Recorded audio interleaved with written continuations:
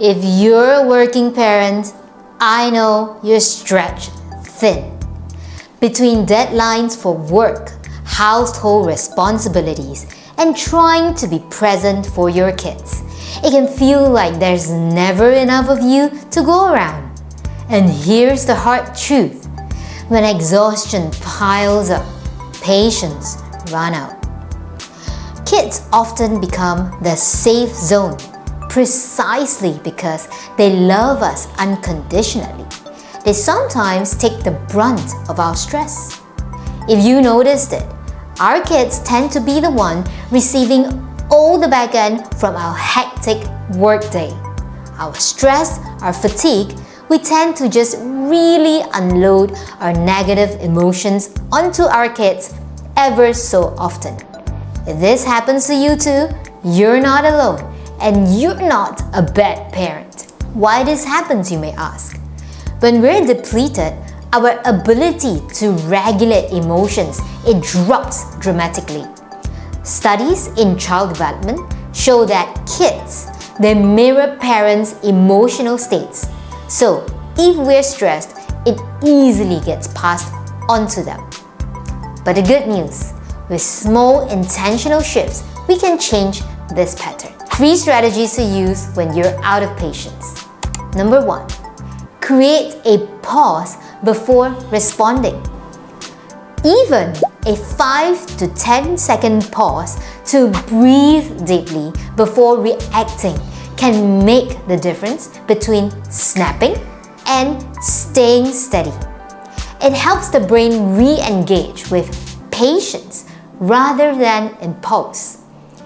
In Raising an Emotionally Intelligent Child by John Gottman, Dr. Gottman explains that a parent's ability to pause and regulate in the heat of the moment is key to building a child's emotional security.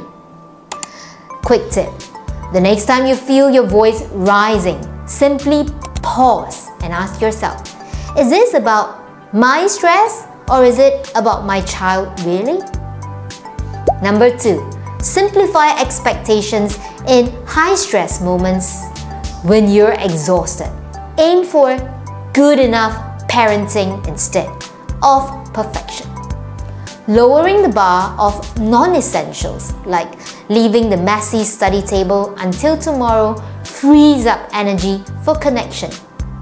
In How to Talk So Kids Will Listen and Listen So Kids Will Talk by Adele Faber and Elaine Marslish, the authors show that parents under pressure, they often give unnecessary or unrealistic demands.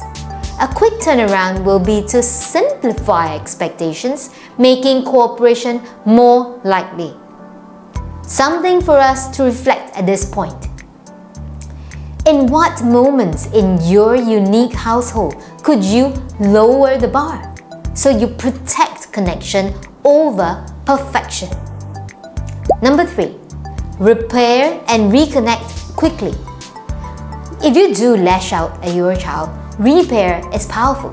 Saying something like, I was stressed and I shouldn't have spoken that way. I love you. Not only does it rebuild trust, it also models accountability. In The Awakened Family by Dr. Shefali Sabari, she explains that repair after conflicts show children that love and respect remain intact, teaching them resilience and emotional growth. After a hard moment, how could we show our child that love is stronger than our own stress? Parenting while stressed and tired is going to be incredibly hard. But noticing your stress, lowering unnecessary pressure, and repairing when things go wrong, they are small, powerful shifts. Your kids, they don't need perfection. They need you to be present. Try the strategies mentioned and come back to comment below how they have worked in your household. I would love to hear your experience.